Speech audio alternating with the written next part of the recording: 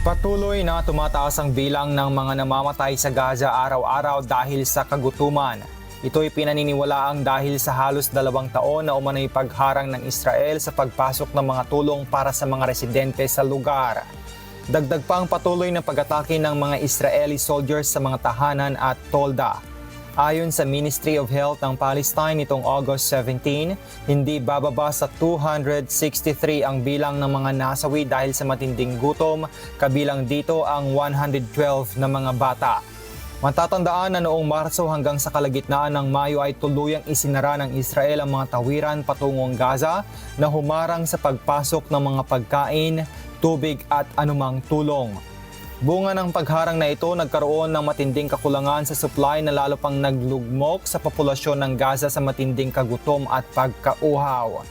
Kaya't kinundina ng mahigit sa 100 organisasyon kabilang ang Oxfam, Doctors Without Borders, Amnesty International at Norwegian Refugee Council ang umano'y paggamit ng Israel sa mga ayuda bilang sandata na hinahadlangan ang pagpasok sa Gaza ng mga tulong na sana'y makapagdudugtong ng buhay sa mga residente doon. Pinaniniwalaang ang bulto ng mga relief assistance ay nakaimbak sa mga warehouse sa Jordan at Egypt habang namamatay na sa gutom ang mga Palestinians. James Hilario, humahataw sa Balita Ngayon.